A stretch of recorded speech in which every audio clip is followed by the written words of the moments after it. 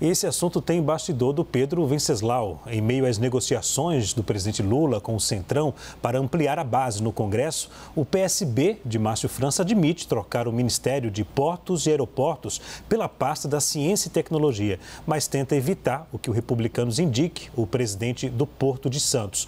Conta pra gente, Pedro, por favor. Pois é, o ministro Márcio França esteve com o presidente Lula, eles chegaram a tocar nesse assunto. O PSB sinalizou que aceita ficar com o Ministério da Ciência e Tecnologia, uma pasta que já foi comandada pelo PSB, pelo Eduardo Campos. É uma pasta que tem muita capilaridade política e interessa ao PSB. Porém, a Autoridade Portuária de Santos é a joia da coroa do Ministério de Portos e Aeroportos. Não só do Ministério, mas principalmente a joia da coroa do PAC. É a maior obra do PAC, do Projeto de Aceleração do Crescimento. A principal obra que eu estou citando é a Travessia Santos-Guarujá, a Travessia Seca, o túnel Santos-Guarujá. É um túnel que vai custar 5 bilhões de reais, vai ter 860 metros e a previsão é de que 150 mil pessoas passem por dia por esse túnel. Quem é responsável por essa obra nesse momento é a Autoridade Portuária de Santos, cujo presidente é o advogado Anderson Pomini, que é aliado de Márcio França. O PSB tem sinalizado, feito uma espécie de alerta para os partidos de esquerda e para o próprio presidente Lula, no que eles acham que vai ser um perigo entregar essa joia da coroa para os Republicanos. O Republicanos fez circular a informação de que o governo federal fez circular a informação de que a indicação do Republicanos para o Ministério de Portos e Aeroportos também ajudaria com uma aproximação com o governador Tarcísio de Freitas, que poderia eventualmente até participar da escolha da nova autoridade portuária.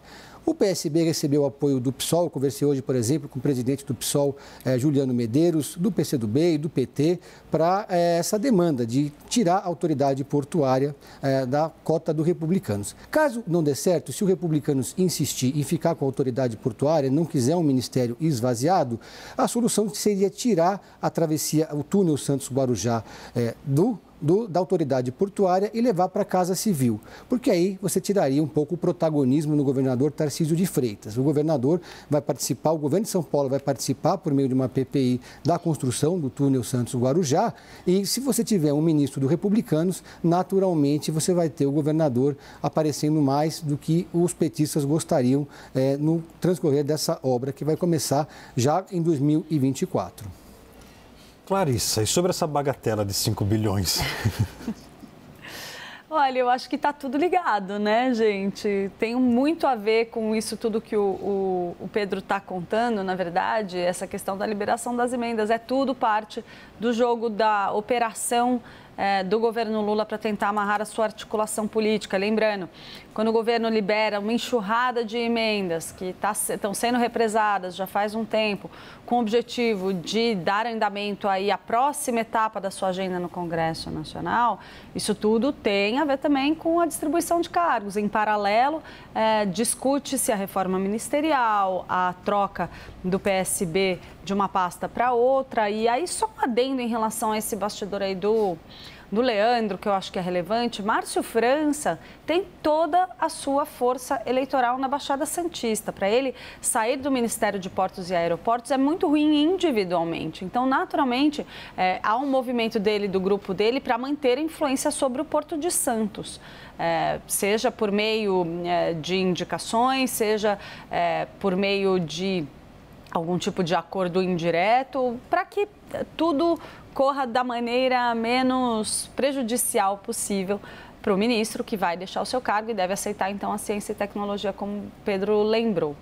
Agora, o governo do presidente Lula tem trabalhado essa questão das emendas parlamentares como uma das peças fundamentais da sua estratégia de articulação política. Lembrando, o governo tem uma missão muito difícil pela frente: substituir o orçamento secreto.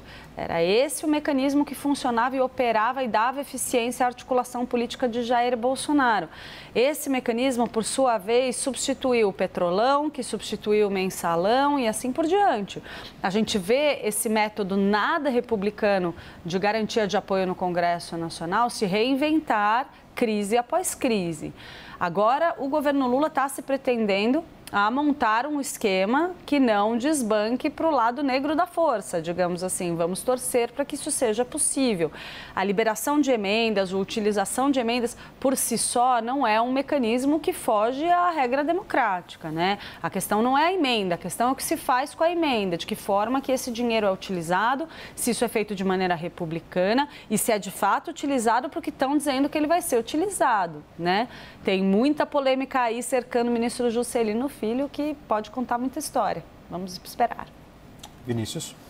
Olha, primeiro uma consideração em relação ao bastidor do Pedro, muito bem colocado aqui, gente. Eu falo assim, né? Politizar tudo tem que ter algum limite. Nós estamos falando do Porto de Santos, maior entrada e saída aqui do nosso Brasil. Importação, exportação, da ligação seca Santos-Guarujá, que é tão esperada pela Baixada. Deixa aquilo ali ser tocado por alguém competente, alguém técnico. E quem está lá é um cara bom, a gente já falou dele aqui, do Anderson Pomini. É um advogado competente, foi secretário de Justiça aqui na cidade de São Paulo, independente do governo, está lá exercendo o seu trabalho. Então, vão rifar ou vão leiloar a presidência da autoridade portuária nessa troca, nessa dança de cadeiras. Não dá, gente.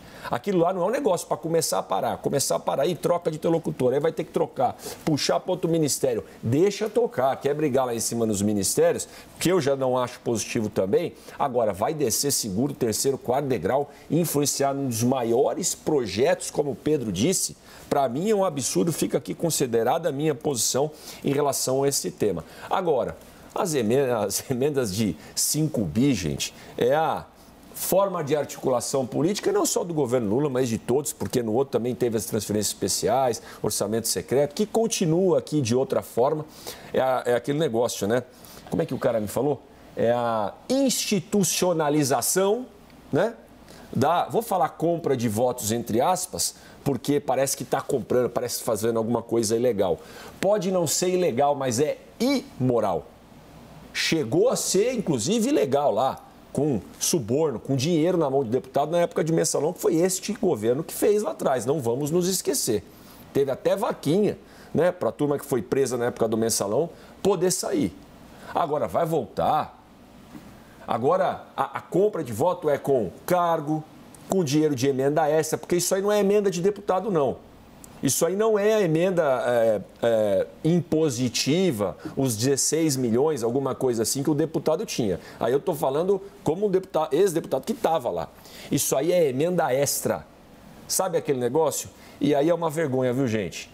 E vocês podem botar o nome que quiser. É isso que o Lula está fazendo, comprando apoio para passar seus projetos. Sabe aquele filme que estereotipa ou um político ou um agente corrupto que fala assim, ô rapaz, não dá para fazer não, mas você me ajuda que eu te ajudo. Aqui, ó.